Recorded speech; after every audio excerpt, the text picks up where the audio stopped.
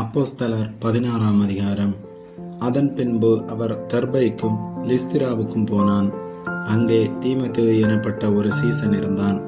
அவன் தாய் விசுவாசமுள்ள யூத ஸ்திரீ, அவன் தகப்பன் கிரேக்கன். அவன் லிஸ்திராவிலும் இக்கோனியாவிலும் உள்ள சகோதரராலே நற்சாட்சி பெற்றவனாயிருந்தான். அவனை பவுல் தன்னுடனே கூட்டிக் கொண்டு போக வேண்டும் என்று விரும்பி, அவனுடைய தகப்பன் கிரேக்கன் என்று அவ்விடங்களில் இருக்கும் யூதர்கள் எல்லாரும் அறிந்திருந்தபடியால் அவர்கள் நிமித்தம் அவனுக்கு விருத்த சேதனம் பண்ணினான்.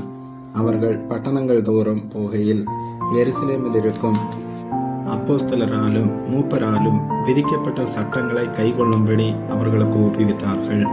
அதனாலே சபைகள் விசுவாசத்தில் ஸ்திரப்பட்டு நாளுக்கு நாள் பெருகின.